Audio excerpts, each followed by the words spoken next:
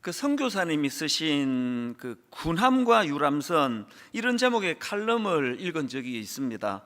그 내용을 보니까 이제 저자가 대학 시절에 그 자매 결연 행사를 위해서 강원함이라고 하는 구축함을 타보았던 경험을 바탕으로 쓴 글이었는데요. 이제 학교를 대표하는 교수님 몇 분과 또 학생들이 너무너무 흥분되고 들뜨고, 그래서 이제 마치 이 구축함으로 들어가서는 그 유람선을 탄 것처럼 그런 축제 분위기였다고, 그런 내용을 이제 피력하는 글이 있었습니다. 앞부분을 제가 좀 읽어드리겠습니다. 칼같이 달인 군복, 파리가 앉으면 낙상의 우려가 있는 구두, 사람 키보다 높은 케이크, 반들거리는 갑판, 해군 수병들은 우중충한 군함을 제법 그럴듯한 유람선으로 꾸며놓았습니다. 어떤 분위기인지 아시겠죠? 막 이제 전투함에 이런 민간인 학생들, 교수님을 초청해가지고 막 유람선처럼 그렇게 들떠있는 분위기로 축제가 진행이 됐는데, 갑자기 그 분위기가 한순간에 바뀌더라는 겁니다. 자, 그 내용도 읽어드리겠습니다. 그러나 행사의 후반부, 장식용 밧줄과 풍선에 가리워져 있던 배는 군함 원래의 모습을 드러내었습니다. 변신에는 불과 1분도 걸리지 않았는데 그것은 대령 함장님의 짧은 한마디로부터 시작되었습니다. 총원 전투 배치! 이 명령을 받은 부관은 비상사일행과 함께 함대에 전파했고, 군함의 장사병들은 전투 배치를 복창하며 전투시 위치할 자기 자리를 향해 이리저리 손살같이 달려갔습니다. 일순 활시위처럼 팽팽한 긴장이 구축함을 감쌌습니다. 유람선은 단 몇 초 사이에 적과 싸울 수 있는 넘넘하고 자랑스러운 군함으로 변해 있었습니다. 이 두 장면이 참 머리로 그 대조가 되며 떠오르지 않습니까? 근데 이제 뒷부분에서 저자가 왜 이런 글을 썼는지에 대한 내용을 정리를 하는데요, 그 내용이 참 저한테는 굉장히 도전이 되고 울림이 되었습니다. 내용을 읽어드리겠습니다. 남미의 한 목사님은 교회는 군함이 되어야 한다, 그러나 오늘날 많은 교회는 유람선이 되어 버렸다, 이렇게 말했습니다. 그렇습니다. 군함에도 유람선에도 먹고 자고 쉬고 노래하는 파티가 있습니다. 그러나 군함의 파티는 명령 수행을 위한 충전이지만 유람선은 쉼과 파티가 목적입니다. 교회는 여흥을 목적으로 하는 유람선이 아니라 명령을 수행하는 군함이 되어야 합니다. 안타깝게도 오늘날 조국 교회는 언제부터인가 유람선의 모습이 많아졌습니다. 바라기는 군함 같은 교회가 많아지기를 소망합니다. 이 선교사님께서 그 조국 교회를 바라보면서 안타까운 마음을 자기가 경험했던, 대학 시절에 경험했던 그 전투함을 방문하는 것으로서 피력하는 게 제게 참 많이 와닿았습니다. 사실 지금 흔히들 교회는 유람선이 아니라 전투함인데 오늘날 교회는 유람선이 되어버렸다, 이런 탄식의 소리를 종종 듣지 않습니까? 어떻게 하면 다시 이 유람선으로 전락해버린 한국교회가 전투함으로 그런 회복이 일어날까 생각해 보니까 그 칼럼의 차이가 딱 하나더라고요. 앞부분에서 막 그냥 여흥을 즐기듯이 그냥 그 막 북적북적거리고 풍선을 띄우고 그 유람선처럼 됐던 그게 후반부에 어떻게 전투함으로 바뀌었나 보니까 딱 하나예요. 그 전투함에는 함장님, 대령 함장님이 자리 잡고 있었고 그 함장님의 명령이 있었다는 겁니다. 총원 전투 배치! 그 함장이 이 한마디 명령으로 말미암아 유람선처럼 어수선하던 그 배가 다시 전투함으로서의 위용을 회복할 수 있었다고 한다면, 이제 저는 오늘 본문 에베소서 6장 11절 말씀을 이런 관점으로 돌아보기를 원합니다. 6장 11절을 보십시오. 마귀의 간계를 능히 대적하기 위하여 하나님의 전신갑주를 입어라.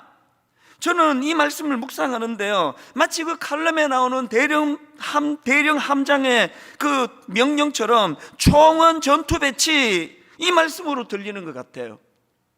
그 대령 함장의 총원 전투 배치, 이 말씀이나 오늘 본문에서 마귀의 간계를 능히 대적하기 위하여 하나님의 전신갑주를 입어라. 여러분, 오늘날 교회 안에 함장 되시는 예수 그리스도가 살아계시고 함장 되시는 예수 그리스도가 이렇게 선포하시는 선포 말씀에 귀를 기울일 수만 있다면 유람선으로 전락해버렸다는 탄식이 난무하는 이 시대에 어느 날 교회가 다시 전투함으로써의 위용을 회복하게 될 줄로 믿습니다. 이런 점에서 저는 코로나19가 참 우리를 아프게 하는 그 이후로 종종 저는 요한복음 2장에 나와 있는 가나 혼인잔치의 그 한마디를 머릿속으로 자꾸 맴도는 습관이 생겼습니다. 그 한마디가 뭐냐? 자, 요한복음 2장 1절부터 보십시오. 사흘째 되던 날 갈릴리 가나에 혼례가 있어 예수의 어머니도 거기 계시고 예수와 그 제자들도 혼례의 청함을 받았더니 그 다음에 포도주가 떨어진지라. 저는 이 한마디가요 너무너무 가슴 아프게 제 마음의 울림으로 외침으로 자꾸 되뇌어지는 겁니다. 포도주가 떨어진지라. 그 혼주 입장에서 뭐 모든 걸 다 갖추지 않았습니까? 모든 손색이 없는 잔치에 걸맞는 걸 다 갖추고 심지어는 예수님과 그 제자들까지 초청을 하는 이런 구색을 다 갖추었지만 전혀 예상을 하지 못했던 잔치 도중에 포도주가 떨어진지라. 제가 이 한마디를 왜 되뇌는가 하면은요, 참 오늘 코로나19가 우리를 이렇게 비참하게 만들었다, 거기에 초점이 있지 않습니다. 하나님께서 요한복음 2장 안에 이 가나 혼인잔치 사건을 기록해 하신 것은 그 인간의 비참함을, 인간의 수치를 드러내시기 위함이 아닙니다. 이 포도주가 떨어진지다가 나중에 얼마나 환희에, 얼마나 기쁨의 선포로 바뀌어집니까? 물을 포도주로 바꾸어주시는 그 기적의 역사가 나타나는 현장이 가나 혼인잔치 아닙니까? 제가 왜 은혜를 받습니까? 유람선처럼 어수선해져 있던 그 구축함 안에서 함장이 계시고 그 함장의 명령 한마디로 다시 모든 것들이 전투함의 위용으로 회복되듯이 포도주가 떨어진지라 그 초라하고 비참한 그 현장이었지만 그 모든 것이 회복되기 위한 조건은 딱 하나였습니다. 그 현장에 예수님이 계셨다는 사실입니다. 여러분, 반대로 생각해 보십시오. 모든 것들이 완벽하게 다 진행이 됐는데 거기에 예수님이 계시지 않는다. 그 유람선입니다. 하루 잘 놀았겠죠.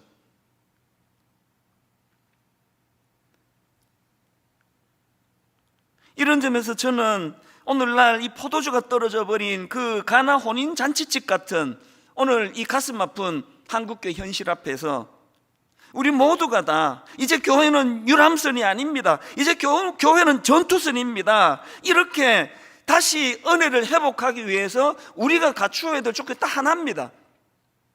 함장이 계시는 거예요. 함장 되시는 예수님이 오늘도 말씀하고 계시는 겁니다. 함장 되시는 예수 그리스도께서 이제 전신갑주를 갖추어 입어라라고 명령하실 때 그 말씀이 들려지면 교회는 다시 전투함이 되는 줄로 믿습니다. 이런 내용을 담은 말씀이 오늘 본문 에베소서 6장 10절 11절인데요 끝으로 너희가 주 안에서와 그 힘의 능력으로 강건하여지고 마귀의 간계를 능히 대적하기 위하여 하나님의 전신갑주를 입어라.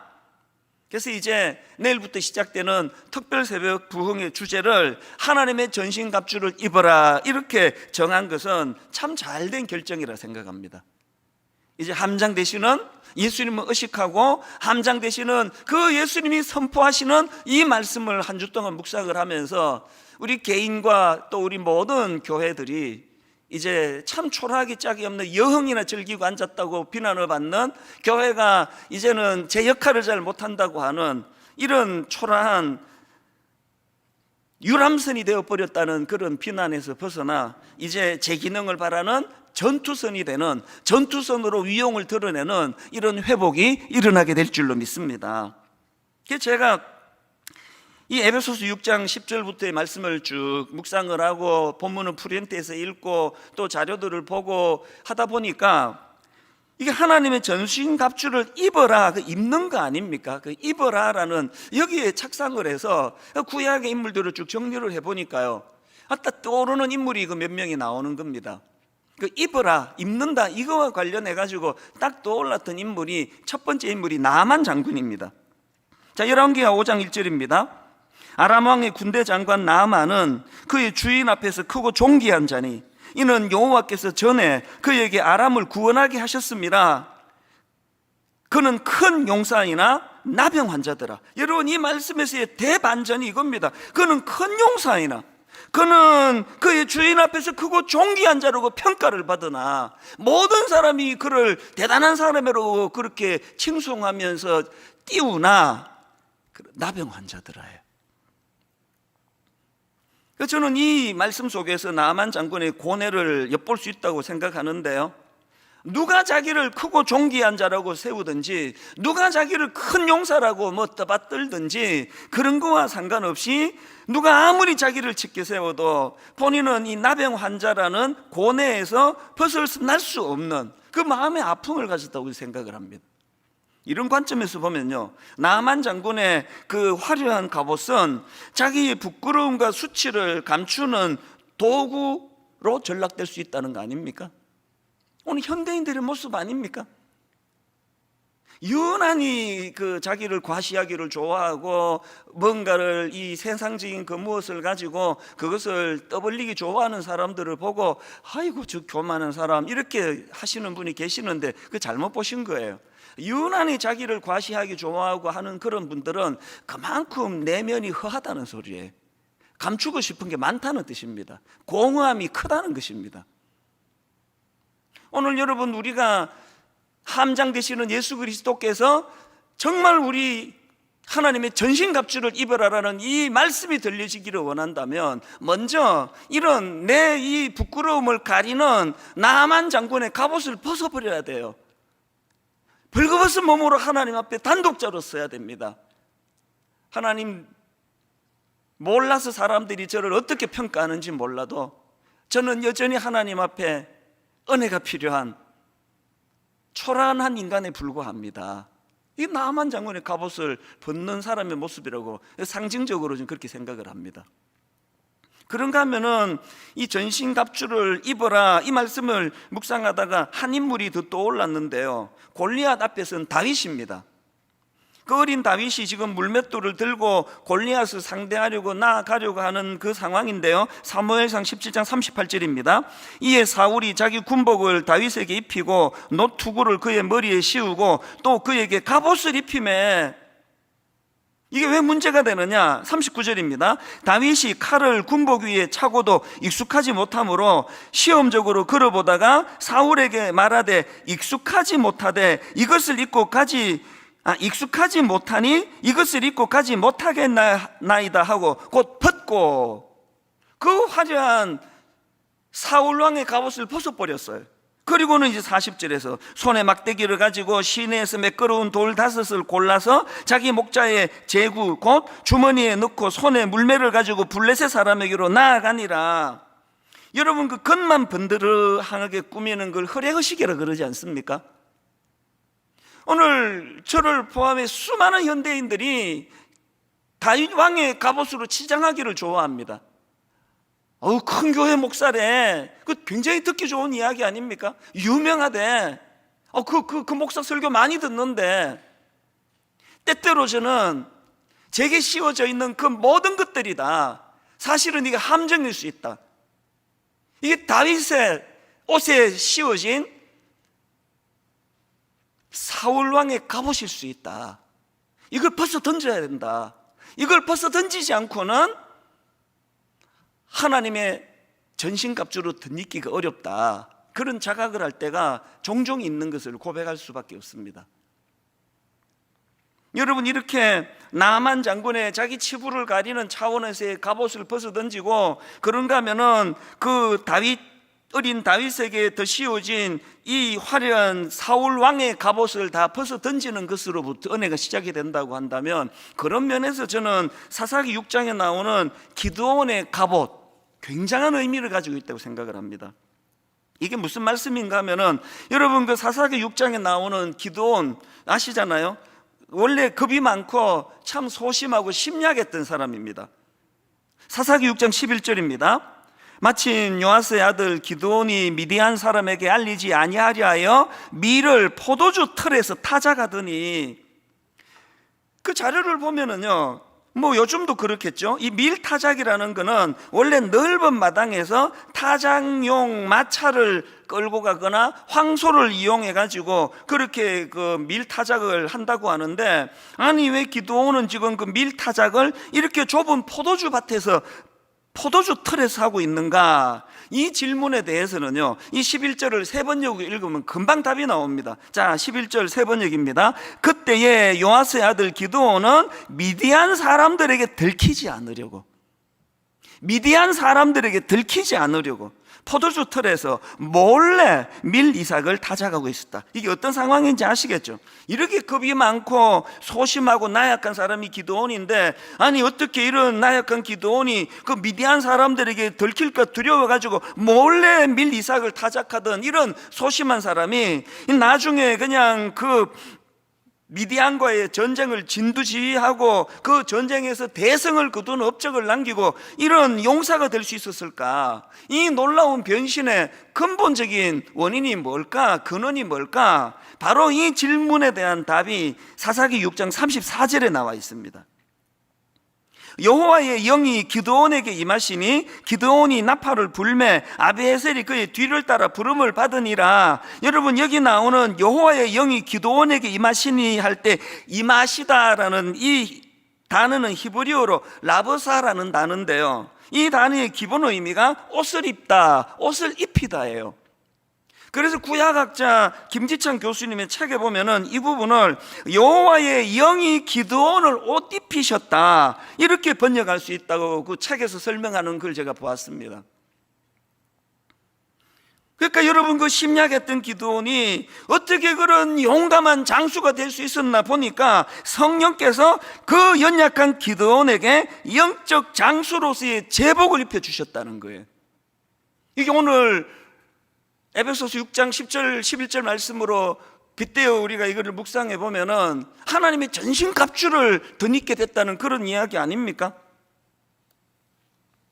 저는 저와 여러분 모두가 이번에 정말 하나님의 전신갑주를 덧입기 위하여 하나님, 나만의 갑옷을 벗기를 원합니다, 사울의 갑옷을 정말 벗기를 원합니다, 이런 맥락으로 보면은요, 저는 지금 몇 주째 시리즈로 이 코로나19가 우리에게 주는 의미, 메시지가 뭘까? 그래서 이제 하나님께서 우리 민낯을 다 드러나게 하신 사건이다, 뭐 순장 10년 차, 뭐 장로 10년 차, 뭐 이런 것들이 참 이 코로나19 앞에서 얼마나 무기력한가라는 걸 다 드러내신 사건이다. 뭐 순장 10년 차가 뭐 그게 뭐 민낯이 드러나는 게 뭐가 부끄럽습니까? 목회 30년 차인 제 민낯이 다 드러나고 있는데요. 그런가 하면은 오늘 이 본문을 가지고 제가 묵상하다가 보니까 여러분, 코로나19 이 사건은요, 하나님 우리 민낯을 드러내게 하신 사건인 동시에 하나님이 그 나만의 갑옷으로 치장하고 있는 우리 갑옷을 확 벗겨버린 사건이라 생각합니다. 한국 교회가 그냥 교회도 크고 사람도 많이 모이고 그냥 그럴듯하다고 그렇게 살아가던 저희들에게 영적인 실력이 밑바닥이 다 드러나게 만드신 사건이라고 저는 생각을 하는데요, 이게 왜 우리에게 위로가 되고 희망이 되는지 아십니까? 하나님이 이렇게 우리가 의지하던 나만의 갑옷을, 사울 왕의 그 화려한 갑옷을 확 벗겨버리시는 거는 그 우리를 그냥 수치로 몰고 가시기 위한 게 아니고요, 그렇게 하시기 위해서 그렇게 하시는 하나님의 의도 속에는 기드온의 갑옷을 입혀주시기 원함입니다. 오늘로 말씀드리자면 하나님의 전신갑주로 덧입혀 주시기 위해서입니다. 애가 한 6살, 7살 이렇게 되면은 이 밖에 나가서 막 그냥 흙바닥을 뒹굴고 막 옷 전체가 다 더럽고 냄새가 나고 그런데요, 그 미운 7살이라 그러지 않습니까? 아무리 옷을 갈아입으라고 그 냄새 난다고 먼지 묻었다 이렇게 해도 애들이 그 귀찮아서 안 합니다. 그런데 어떤 엄마들은 애한테 그렇게 달래고 그렇게 할 때도 있지만 아무 말 안 해가지고 옷을 획 벗겨버려요. 화들짝 놀라면은 씻겨가지고 새 옷을 입혀주는 그 어머니의 마음, 이게 오늘 본문에서 오늘 우리 심령에 하나님의 전신갑주를 입어라, 이 말씀을 주시는 하나님께서 오늘 이 코로나19를 통하여 우리의 부끄러운 민낯을 그대로 드러내시는 하나님하고 그 마음이 좀 비슷한 거 아닐까, 그런 생각을 해보는 겁니다. 그래서 이제 내일부터 이제 에베소서 6장 10절부터 20절까지의 말씀을 바탕으로 하나님의 전신갑주를 입어라, 이 시리즈 설교를 이제 시작을 하는데요, 제가 이번에 한 가지 좀 제안을 하고 싶습니다. 제안보다는 조금 더 센 표현으로 제가 한 가지 뭐라고 표현할까요? 도전을 드리고 싶습니다. 더 노골적으로 말씀드리면 숙제를 드리고 싶습니다. 이번에 이 하나님의 전신갑주를 가지고 시리즈로 공부할 동안에 여러분 에베소서 6장 10절부터 20절까지를 암송하게 되시기를 바랍니다. 이 암송을 거룩한 숙제로 부담으로 받아서 이제 우리 모두가 다 매일매일 이제 우리 팀에서 만든 하나님의 전신갑주를 입어라, 이 홈페이지 오셔가지고 이거 다운받으셔서 매일매일 묵상의 재료로 삼으시고요. 그런가 하면은 무엇보다도 중요한 거는 본문, 이 에베소서 6장 10절부터 20절을 이제 우리가 암송하면서 은혜를 누리는 한 주간이 되시기를 바랍니다. 다 모여서 예배를 드리면 제가 좀 확인도 하고 아멘도 해보라 그러고 이러겠는데, 이게 가정에서 예배 드리는 게 이게 좀 불편합니다. 자, 오늘 제 귀에는 안 들리겠지만 각 가정에서 예배 드리시는 분들이 하나님 앞에 결단하는 차원에서 제가 숙제를 드리면 아멘으로 화답해 주시기를 바랍니다. 이번 특세 기간 동안에 혹은 나는 잘 암기가 안 됩니다 하는 분들은 한두 주 더 연장을 하더라도 이번 기회에 에베소서 6장 10절부터 20절 말씀을 암송하게 되시기를 바랍니다.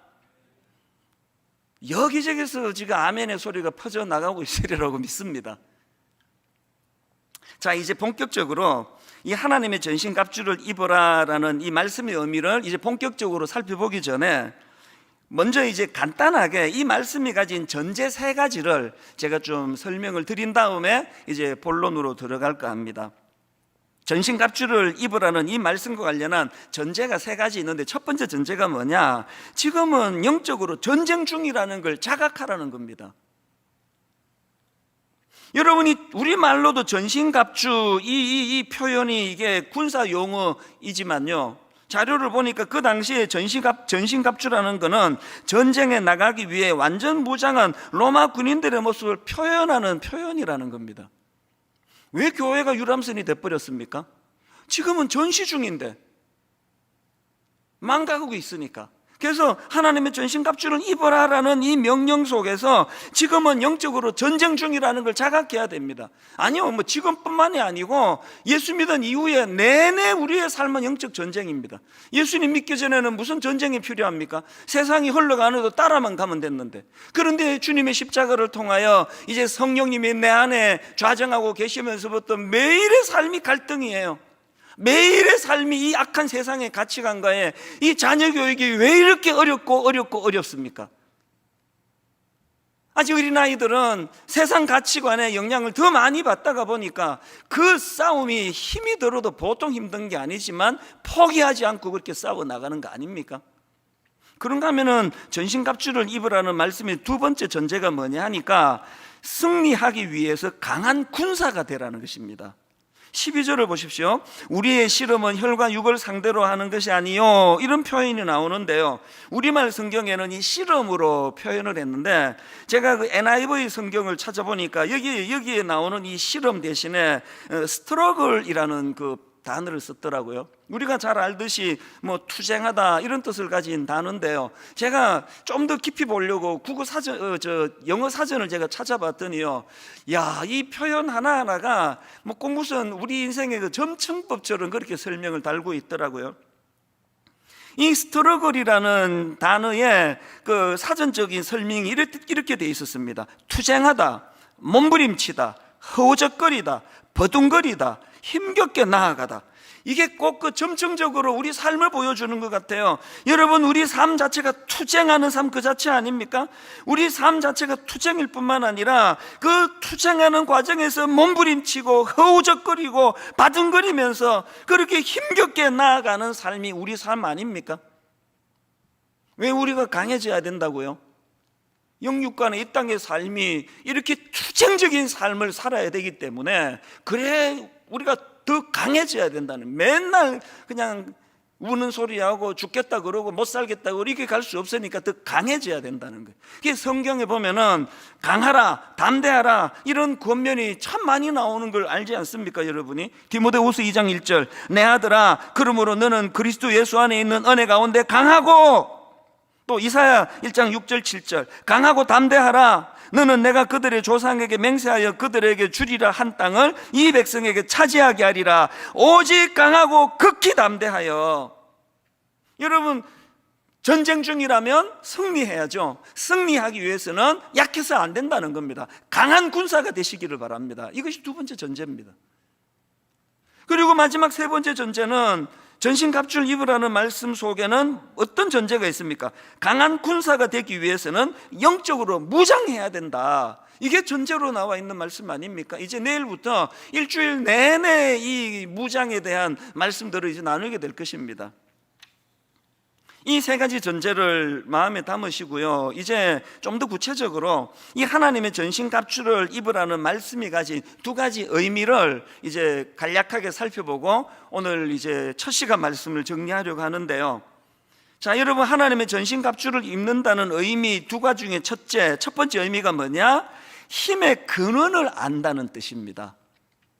힘의 근원을 안다. 더 정확하게 말하면 그 힘의 근원이, 우리가 강한 군사가 돼야 되는데 그 힘의 근원이 내 안에서 나오는 게 아니다, 하나님으로부터 주어지는 것이다. 이걸 안다는 뜻이에요. 자, 에베소서 6장 10절이 그 내용입니다. 끝으로 너희가 주 안에서와 그 힘의 능력으로 강건하여지고.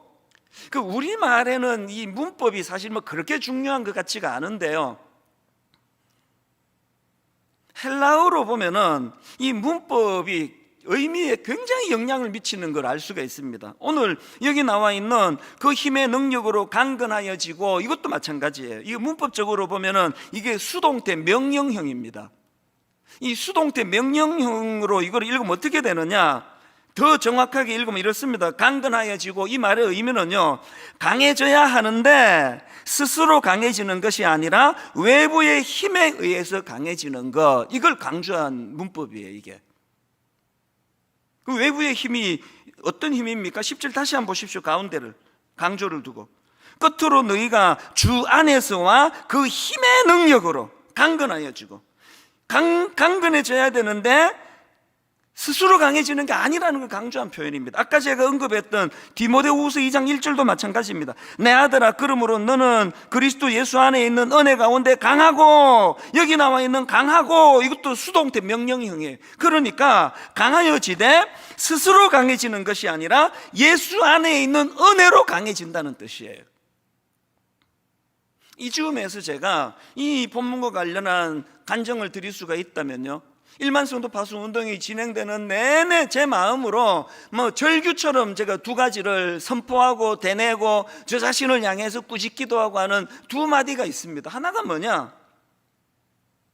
네가 하고 있는 일에 너무 큰 의미를 부여하지 마라. 제가 저에게 하는 명령이에요. 여러분, 우리가 우리 자신을 너무 많은 의미를 부여하고 우리가 하는 일에 너무 많은 의미를 부여하는 것 자체가 다 이게 위험한 거예요. 막 일만수도 파수 운동을 한국교회를 살리는 일이다, 한국교회를 위하여 우리가 희생하는 일이다, 이렇게 의미를 너무 크게 부여하지 말자는 거예요.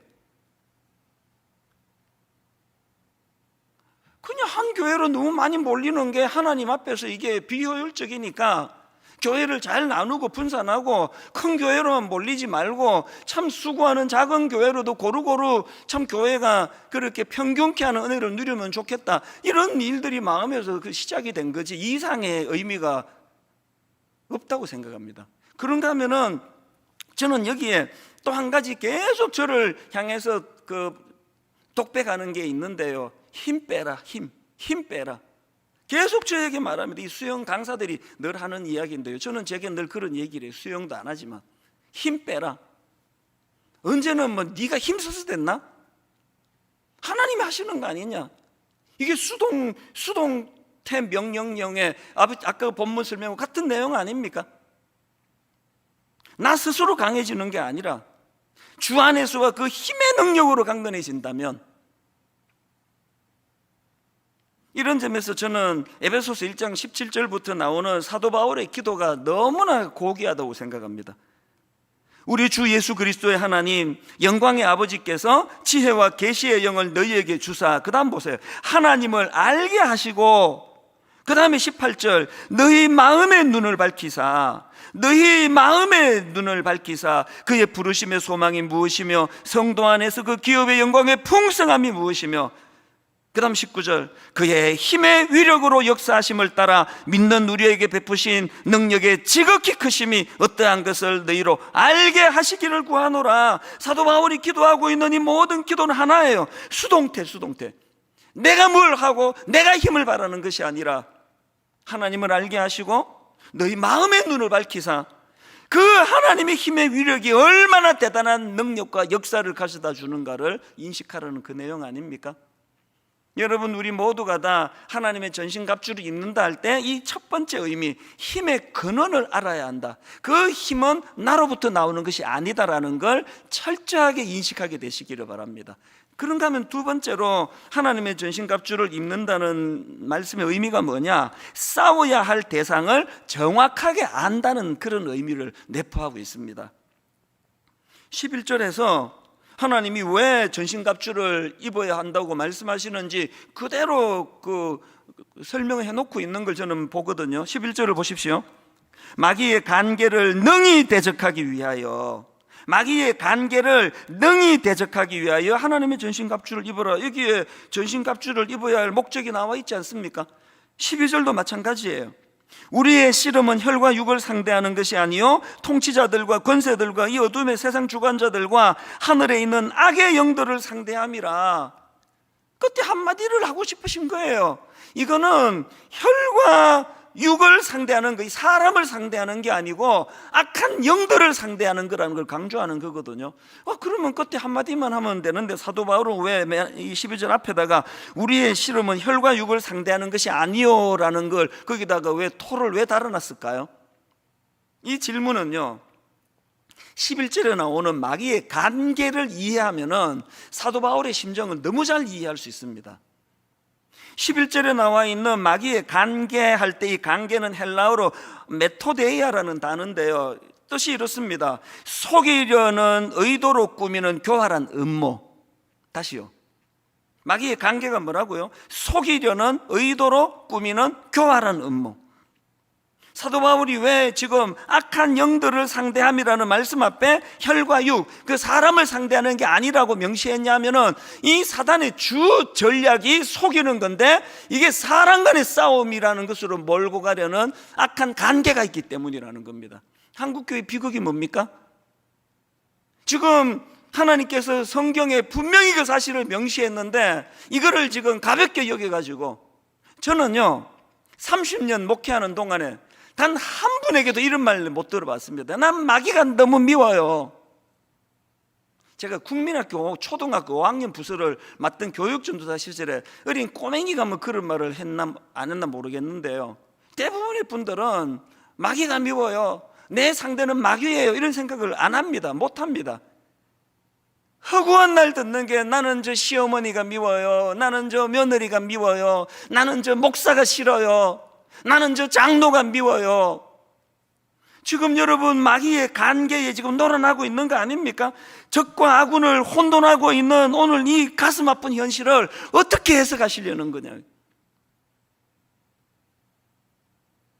비아냥거리는 말이긴 하지만요, 한국에서는 사탄이 할 일이 별로 없을 것 같아요. 뭐 자기들끼리 다 싸우는데, 자기들끼리 다 지치고, 자기들끼리 맨날 험담하고, 자기들끼리 맨날 없는 말 만들어 가짜뉴스 퍼뜨리고, 조금만 은혜 받으려고 그러면 매장시켜버리고, 적과 아군을 혼돈하는 이 상태로는 영적 싸움에서 이길 수가 없습니다. 그래서 저는 목회자로서 눈물로 기도하는 제목이 하나 있습니다. 어떤 경우라도 사람을 미워하지 않게 해주시기 원합니다. 어떤 경우라도 하나님 혈과 육으로 표현되는 사람이 내가 무찔러야 될 상대가 아님을,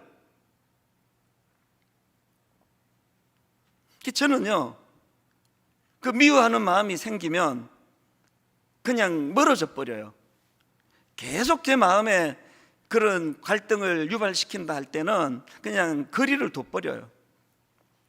이건 썩 좋은 방법은 아니지만 연약하니까 어떡합니까? 그렇게라도 미워하지 않아야 되니까. 결론을 맺으면서요, 골리앗과 싸우던 과정에서 다윗이 보여준 내 평생의 지침이 되는 성경 한 구절을 이제 소개해드리고 말씀을 마치려고 합니다. 사무엘상 17장에 보면은요, 이제 어린 다윗이 골리앗을 향하여 정말 도전하며 멋지게 달려가는 그 과정에서 자기 형, 그 친형입니다. 자기 형이 있을 수 없는 상처를 다윗에게 줍니다. 그게 사무엘상 17장 28절입니다. 큰형 엘리압이 다윗이 사람들에게 하는 말을 들은지라 그가 다윗에게 노를 발하여 이르되 네가 어찌하여 이리로 내려왔느냐? 들에 있는 양들을 누구에게 맡겼느냐? 나는 너의 교만과 너의 마음의 완악함을 아노니 너가 전쟁을 구경하러 왔노라. 아니, 세상에 이런 모독이 어디 있습니까? 알지도 못하면서. 그것도 그냥 사람들 다 있는 데서. 이 다윗이 받았을 그 상처는 뭐 얼마든지 상상할 수 있지 않습니까? 그런데 여러분, 이런 형 엘리압에 대하여 다윗이 보이는 반응이 진짜 존경스럽습니다. 29절 30절입니다. 다윗이 이르되 내가 무엇을 하였나이까? 어찌 이유가 없으리까 하고 그 다음에 돌아서서 다른 사람을 향하여 전과 같이 말하며 백성이 전과 같이 대답하더라. 29절에 보면은 다윗이 상처받지 않은 게 아닙니다. 내가 뭘 하였습니까? 어찌 이유가 없으리까? 그 모독적인 말에 다윗이 지금 상처받고 있다는 거예요.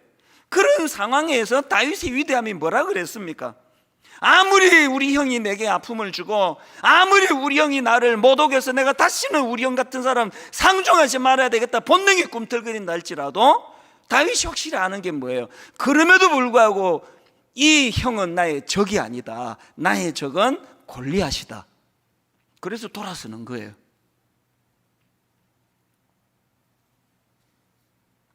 이 두 가지 의미를 잘 묵상하는 한 주간 되시기를 바랍니다.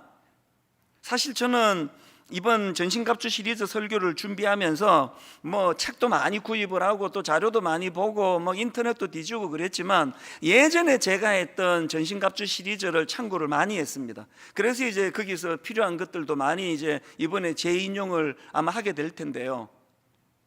제가 이제 이 설교를 준비하다가 예전에 했던 설교 한 대목에서 마음이 이렇게 그 표현이 어려운 벅찬 감격으로 빠졌던 적이 있습니다. 그게 뭐냐 하니까요, 그 설교 가운데 이제 아마 그때가 1만 수도 파수 운동을 이제 선포한 그 즈음 같아요. 참 아무것도 준비가 안 된 제가 그냥 덜컥 약속을 해드리고 마음이 많이 두려웠나 봅니다. 저희 교회는 뭐 순장님들하고 저하고 동역자 아닙니까? 그렇게 이제 순장님들에게 이런 마음을 뭐 피력을 했는지 기도 부탁을 했는지 그렇게 너무 마음이 힘들고 먹먹할 때 제 원고에 보니까 이런 내용이 있더라고요. 1만 수도 파송 운동을 선포한 이후에 분당 우리 교회 장례를 생각하며 눈물 짓고 있던 어느 날 어느 순장님이 제게 위로의 메시지를 보내주셨습니다. 원고에 이런 내용이 있더라고요. 그 불안해하는 담임 목사님에게 그 어떤 순장님이 메일로 찬양을 안에 보내주신 거예요. 445장 2절입니다. 찬송가. 캄캄한 밤에 다닐지라도 주께서 나의 길 되시고 나에게 밝은 빛이 되시니 길 잃어버릴 염려 없네. 제가 옛날 설교 원고를 이렇게 보면서 왜 마음이 울컥울컥 했는지 아십니까? 8년 전에 진짜 갈 바를 알지 못하는 상태에서 약속은 해놓고 선포는 해놓고 이게 어떻게 되느냐, 이게 어떻게 될지 모르겠다 두려워 눈물 짓고 있던 저에게 그 순장님이 던져오신 저 찬양 하나가 저를 안돈시켰다면 이번에 8년이 지난 지금 그때 원고를 다시 보면서 마음이 뭉클 눈물이 쏟아질 수밖에 없었던 것은 지난 8년 동안에 저 가사가 그대로 구현되는 은혜로 인도해 주셨기 때문이에요. 한치 앞을 알 수 없던 캄캄한 밤에 다닐지라도 주님이 나의 길 되어 주시고 주님이 나에게 밝은 빛이 되어 주셨기 때문에 길 잃어버릴 염려 없네. 너무너무 뜨거운 가슴으로 저는 하나님께 사모합니다. 하나님, 또 다른 8년이 지나간 그 지점에 저뿐만 아니고 분당 우리에게 모든 성도님들이 저 찬양이 이루어졌노라고 눈물로 감사할 수 있는 그 길로 인도하여 주시옵소서. 오늘 설교의 총 마무리 찬양, 이번 특세 하나님 앞에 전신갑주를 입으라는 말씀을 의뢰할 수 있는 찬양이, 저는 이 찬양이라 생각합니다. 나의 힘이 되신 여호와여, 내가 주님을 사랑합니다. 이 함축적인 말씀 말고 뭐가 더 필요합니까? 나의 힘이 되신 여호와여, 내가 주님을 사랑합니다. 오늘 말씀을 기억하시면서 이 찬양을 통해 정말 하나님께 아름다운 신앙 고백이 들려지는 그런 시간이 되기를 원합니다. 같이 찬양하시겠습니다. 나의 힘이 되신 여호와여, 내가 주님을 사랑합니다. 주는 나의 반석이시며 나의 요새시라. 주는 나를 건지시는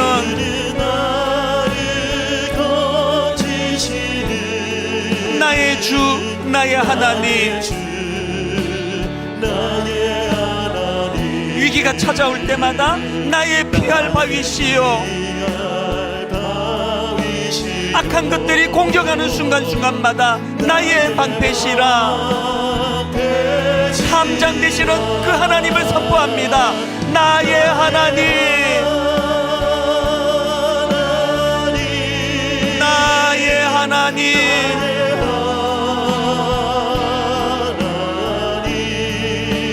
구원의 뿌리시요, 나의 산성이라. 그 하나님 이름을 선포하며 외칩니다. 나의 하나님,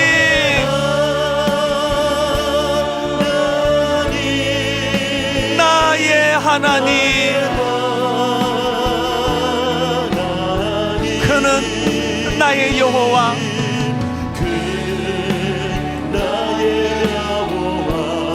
나의 구세주, 나의 생명이신 여호와여, 내가 주님을 찬양합니다.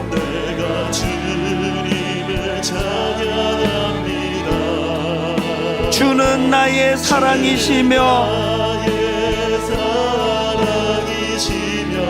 나의 의지시라. 주는 나를 이끄시어 주의 길 인도하시며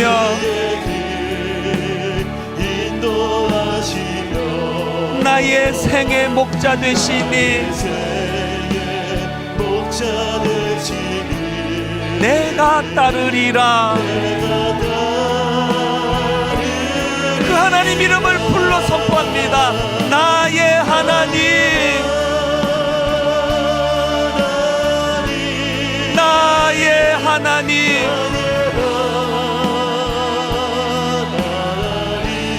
생명의 면류관으로 내게 씌우소서. 나의 하나님,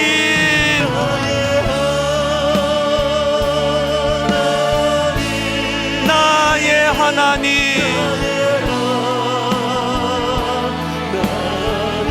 그는 나의 여호와, 나의 구세주. 우리 다 자리에서 일어나셔서 마지막으로 한 번 더 선포합니다. 나의 하나님,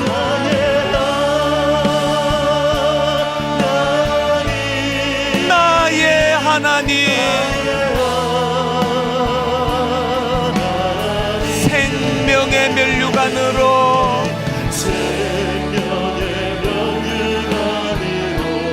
내게 씌우소서. 나의 하나님, 나의 하나님,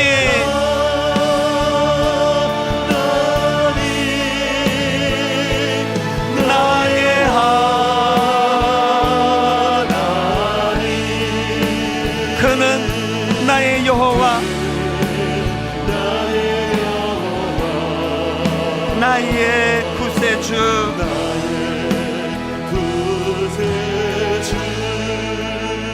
딱 두 가지로 기도하기 원합니다. 아버지, 나만의 갑옷을 벗기를 원합니다. 화려한 사울 왕의 갑옷을 벗어버리기를 원합니다. 그것으로 끝나지 않고 두 번째 드려야 될 기도가 있다면, 하나님, 기드온의 성령의 갑옷을 원합니다. 기드온에게 입혀주신 성령님의 은혜와 역사를 원합니다. 하나님, 하나님의 전신갑주로 덧입기를 원합니다. 무엇보다도 하나님, 내일부터 시작되는 특별 새벽 부흥에 환경을 탓하지 아니하고 장소를 불문하고 사모하는 자에게 성령의 갑주로 입혀주실 그 하나님을 사모하면서 이번 한 주간 은혜 주시기를 원합니다.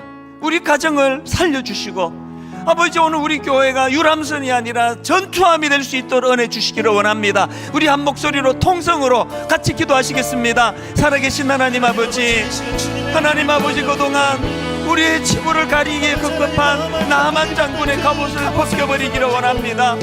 하나님 아버지, 의여식에 가득 차 화려한 사울왕의 갑옷으로 치장해 있던 그 모든 아버지 사울왕의 갑옷을 벗겨버리기를 원합니다. 코로나19를 통하여 하나님, 우리의 민낯을 드러나게 하시고, 하나님, 우리가 치장하고 있던 그 나만 장군의 갑옷을 벗겨버리시는 그 하나님을 바라보며, 그것이 우리를 수치로 몰고 가기 위한 것이 아니라 하나님, 하나님의 전신갑주로 덧입혀 주시기 위함을 믿음으로 받아들이기를 원합니다. 하나님의 전신갑주를 허락하여 주시옵소서. 하나님, 자격 없는 자들에게 주시는 은혜가 필요합니다. 기도원에게 입으셨던 성령의 아버지의 갑옷을 허락하여 주시옵소서. 그저 아버지, 교회가 유람선처럼 전쟁 중임에도 불구하고 그런 것들을 망각해버리고 그저 우리끼리 즐기고 살았던 것들을 회개하기를 원합니다. 하나님, 교회가 더 이상 유람선이 아니라 전투함이 되기를 원합니다. 함장되시는 예수 그리스도의 명령이 선포되는 곳이 되기를 원합니다. 이번 한 주간 동안 함장되시는 주님의 명령 아래 순종하며 살아가는 한 주간 되도록 인도하여 주시옵소서.